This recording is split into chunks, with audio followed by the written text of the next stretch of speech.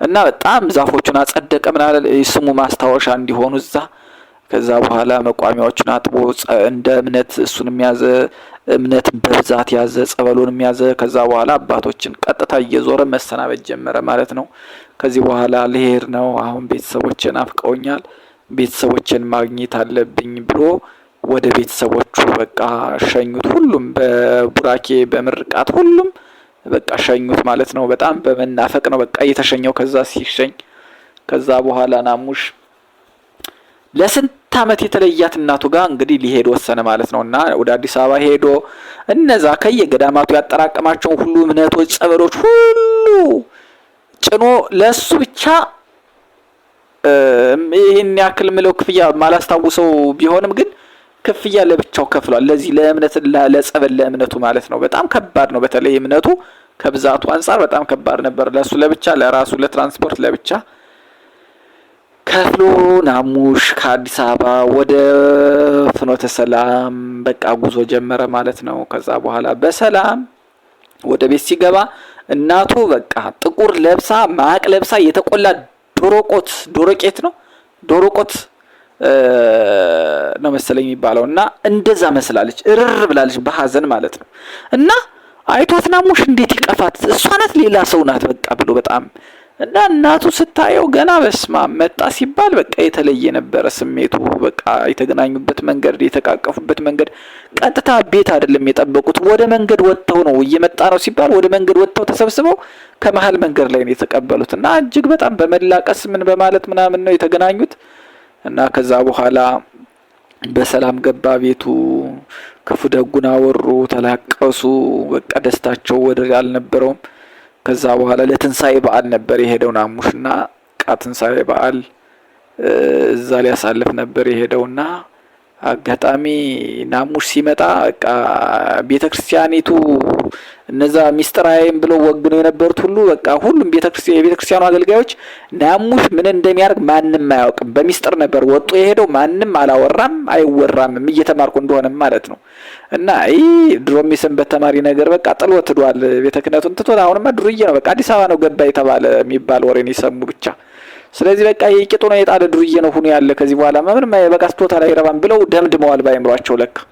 እና ናሙሽ መጣና ለቅዳም ስዑር ወይም ደግሞ የቅዳም ሹር የሚባለው የቅዳሜ ነገ ትንሳኤ ሊሆን ዛሬ የሚሆነው ቅዳሜ ማለት ነው። የዛኔ ቤተክርስቲያን አዳር ፕሮግራም ስላለ ሄደ ማለት ነው። ከአባቱ ጋር ምናምን ሄደ እና አባቱም እናቱም ይሄ ቅኔ ምናምን መማሩ ማወቁ ምኑን አያውቁም፣ ጠንቀው አልተረዱትም ገና። እና ከዛ በኋላ ናሙሽ ማታ ላይ ቅዳሴ ተቀድሶ ሌሊት ላይ ቅኔ ይደረጋልና ቅኔው ማንም ቅኔ ያውቃል ብሎ ስላልጠበቀ መርጌታ ሙሴ የሚባሉት እነዛ ሲሰክሩ ራሳቸው የማይሆኑት መምህር እሳቸውን ቀስ ብሎ ያናግራቸዋል ማለት ነው። የኔታ እንዴት ነው ሰላም ነው ወይ ቅኔ የማን ነው ዛሬ ይላቸዋል። ከዛ በኋላ የእንትና ነው ቅኔው ምናምን ነገር ምናምን አይ ቅኔውን ዛሬ እንደው ወደኔ ብታስተላልፉ ምናምን ሲላቸው በቃ ማመን አልቻሉም። እንዴት እውነት አንተ ቅኔ ያውቃል ተምረሃል? አዎ የኔታ በቃ ያለውን ነገር እርሶና እኔ ሚስጥር ይሁንና ቅኔውን ለኔ እንትን ይበሉ ምናምን ሰየው አድርጎት ነው ወይ ምናምን ብለው ለሰጡት ሰውዬ ነጥቀው ቅኔውን በቃ ለናሙሽ ይሰጡታል ማለት ነው።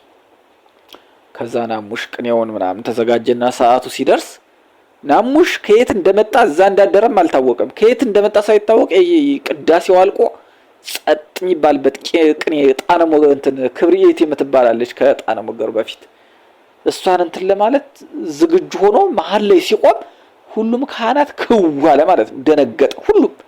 ከዛ በኋላ ክብርዬት የምትባለዋን በቃ ሲያዜም ሁሉም እንደ እንጨት ደረቀ። እንደዛ ሲሉት የነበሩት አብረውት የቆሎ ትምህርት ቤት ሲማሩ የነበሩ ልጆች ግን ቅኔ ሳያውቁ ዝም ብለው እዛው ቤተ መቅደስ ለቤተ መቅደስ ዝም ብለው እንትን ሲሉ ያለ እውቀት ማለት ነው አብዴት ሳያረጉ ራሳቸውን ያለ እውቀት እንትን ሲሉ ቆይተው ምናምን እነሱ ሁሉ ምናምን በቃ በጣም ተናደዱ፣ በጣም ደነገጡ። እየለቀቀ ይወጣም አለ ከዛ ከቤተ ክርስቲያን ላይ በንዴት ማለት ነው። እንዴት በቃ እኛ እዚህ ተጎልተን እንዴት እንደዚህ አውቆ ሊመጣ ይችላል እሱ ምናምን ብለው በቃ ከዛ በኋላ ያው ክፉ ደጉ ለየለት ማለት ነውና በጣም ክው ብለው ደነገጡ። ከዛ በኋላ ናሙሽ አክብሮቱ ጨመረ እዛ ስፍራ ላይ። ምክንያቱም አብዛኛው ቅኔ አያውቅም፣ የተወሰኑት ናቸው የሚያውቁ እና ከሚያውቁት መንደር ውስጥ ገባና ቅኔ ማያውቅ ያልተሸከሸከ ገብስ ይባላል፣ ይሄ ከነሸለፈቱ ማለት ነው። እና ከነሱ ስለወጣ በጣም የተናደዱም አሉ። በፊት ሚስጥራዊም ብለው ወግነው የነበሩም እነሱም ደነገጡ እና በመላከ ምህረት በጣም ነበር የተደነቁ የተደሰቱ። እሳየኔ ልጅ በለው እሳየኔ ልጅ እያሉ በጣም ሞራል ሁሉ የሆኑት ነበረ። እና በእንደዛ ሁኔታ ውስጥ የኔ አባት ማን ነው የእንትና የናሙሽ አባት ተኝቶ ሐሙስ የበላ ሐሙስ አርብን ቅዳሜን እሁድን ያከፍላል። 2 ቀን ምናምን ነበር የሚያከፍለውና በልማድ ሁሌም እንደዛ ልማዱ ነውና ማን ነው አንተ ዛሬ እንደዚህ ቅኔውን የረጨው ማን ነው ብሎ ይጠይቃል ማለት ነው የናሙሽ አባት።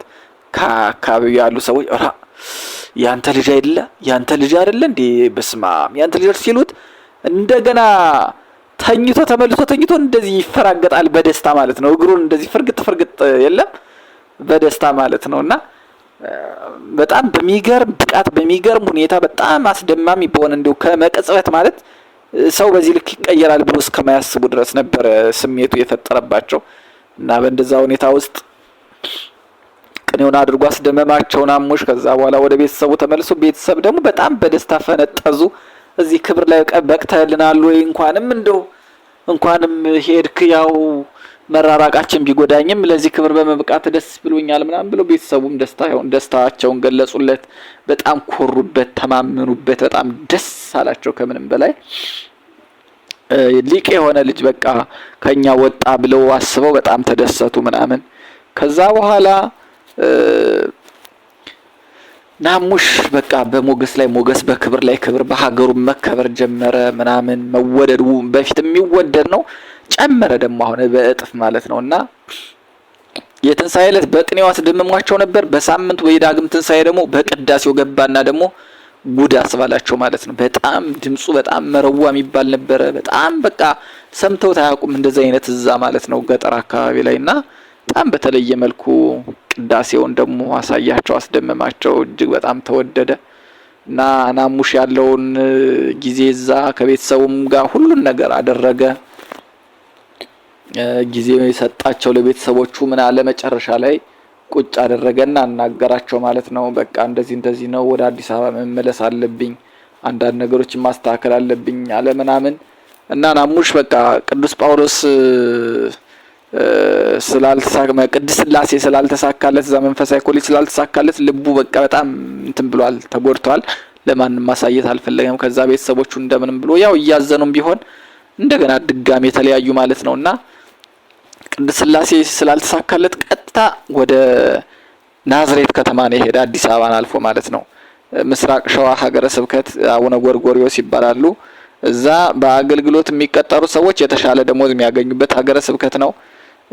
ብዙ ቅጥርም አለ ተብሎ ስለሚታመን ብዙ ከዚህ ከወሎ፣ ከጎጃም፣ ከሸዋ፣ ከጎንደር ምናምን አገልጋዮች ወደዛ ሄደው የመቀጠር ልማድ አለና ናሙሽ ፕላን ቢ ወይም ደግሞ ሁለተኛ አማራጭ ቅድስት ሥላሴ ካልተሳካ ብሎ እሱን ነበር የወሰነውና ሄደ። እና ናዝሬት ሲሄድ ቤተሰብ የለውም። ያው ልማዱ ነው፣ ዝም ብሎ መውጣት ነው እንጂ የት እንደሚያርፍ አያውቀውም ናሙሽ። ይሄ የተለመደ ልማዱ ነው። እና መጨረሻ ላይ ናዝሬት ከሄደ በኋላ የት ይረፍ፣ ማረፊያ የለም። እና ቤተክርስቲያን ደግሞ አያሳድሩም፣ ጥበቃዎቹ ወይም ደግሞ ዘበኞቹ ይከለክላሉ።